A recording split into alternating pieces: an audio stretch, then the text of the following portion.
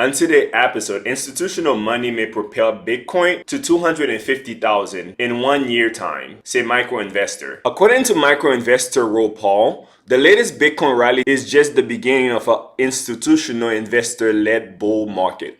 According to Paul, most of Bitcoin additional supply is currently being absorbed by PayPal, Square, which recently adopted cryptocurrency service, and Grayscale. He believed that the result supply squeeze is then a catalyst for Bitcoin latest surge. It's a once in a lifetime opportunity we're being given.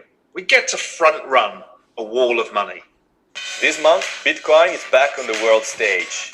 After surging by over 40%, the main cryptocurrency almost touched its all-time high before a major correction interrupted the rally. On Top 5, we drop a new video every single day. Be sure to smash that subscribe button and leave a like. Also, if you like to diversify your income, the link will be in the description below.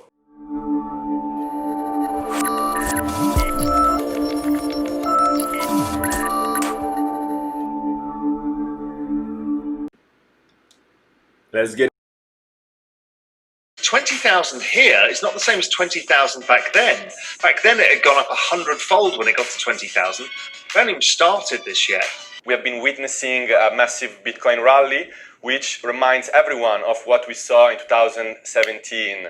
So we also know what happened in 2017 when Bitcoin eventually reached almost 20,000 and then it crashed by 50% 1 month after. So what do you think? Is this rally different from back then? And if so, how is that different?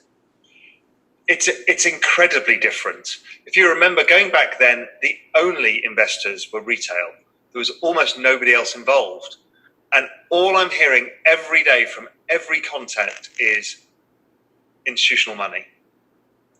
And what's fascinating is once you look at the supply of Bitcoin, there's about 900 a day come onto the market from the mining. Most of that is being absorbed between Grayscale, PayPal, and Square. Now, at the rate PayPal and Square are growing, they're going to take the entire new supply out of the market. Against that, you then look at what is happening to the coins that are in the market. Well, they're coming off exchange. People are putting them into cold storage. So there is no supply. I have literally never seen a situation like this before, where there is no supply coming into the market and demand is going up every day because institutions are coming in. So I think we're at the early stage of something that's potentially much bigger than any of us actually think. And that is almost a little bit terrifying. I've never seen a market with this supply and demand imbalance before. So, as you like to say, this is an ideal moment to go irresponsibly long on Bitcoin because Bitcoin has been doing great for the whole 2020. It has been doing better than gold. It has been doing better than stocks. Still, Ethereum has performed even better than Bitcoin on a year-to-date basis. So, what do you think? Why shouldn't people go irresponsibly long on Ethereum instead of on Bitcoin? Because the institutional wall of money is not going into Ethereum yet. Ethereum has a whole bunch of other things, and the Ethereum 2.0 and the staking and taking coins off the market there. There's a lot of positives and the amount of developments going on in the DeFi space. But the easy trade is follow the money. So Bitcoin itself is, and I've been talking about this, is basically eating every other asset class for lunch.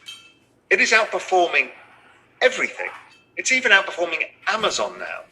So anybody who's running a portfolio that's discretionary, or even personal investors, high net worth, family offices, they're all looking at themselves thinking, why do I even own anything else? And that's the conclusion I got to almost is, why even bother?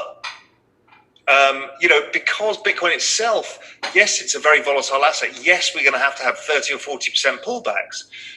But you get compensated so well for the risk in terms of the reward you're getting from it, that it seems to be worth the risk, which is why I'm irresponsibly long.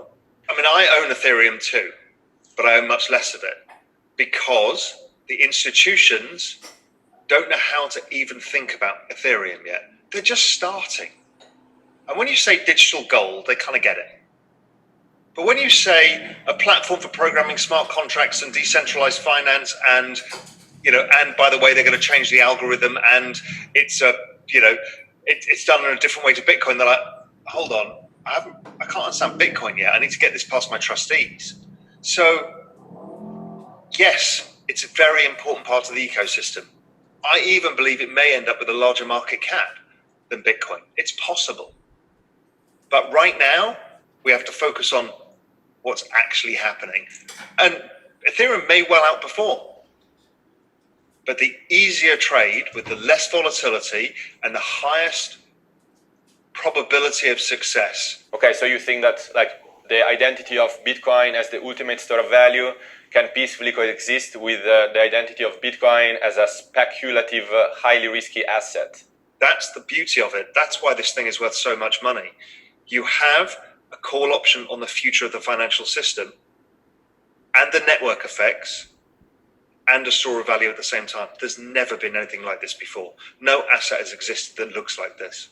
Let's say a middle-aged man, 30s, 100k of spare money that can invest, regular income. If I would go 50%. So you lose 50 grand. Okay. Worse. Well, you don't. You would lose 25,000. So we're assuming the market falls 50%, doesn't recover. So you lose 25,000. How recoverable is that for that middle person who's generated? And it's probably recoverable. Okay, so it's not going to change their life because they've already still got 75,000 in savings. It's a hindrance. But if that 50,000 you put in goes up 50-fold or 10-fold, 50-fold, 2.5 million, 10-fold, 500,000. It's life-changing. No other asset has an upside of 5x, 10x, 20x in a short space of time. Nothing. It's a once-in-a-lifetime opportunity we're being given. So that 50% in Bitcoin and the remaining 50% in what? If you're taking a risk like that, put it in cash. I would like to ask you, what is your outlook for Bitcoin price for the 1 year from now? Look, I think it's... If I was a conservative, I'd say 150,000. If I'm to be realistic, knowing what I know about the flow of funds, I think I have a feeling that Plan B's model is going to underprice the upside. I know everybody thinks on this cycle the price will be lower. I just don't see it because the amount of money coming into the space.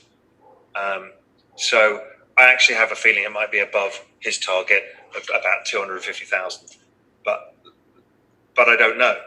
But I like that optionality. Worst case 150, best case north of 250. I mean, find me another trade in the world that looks like this.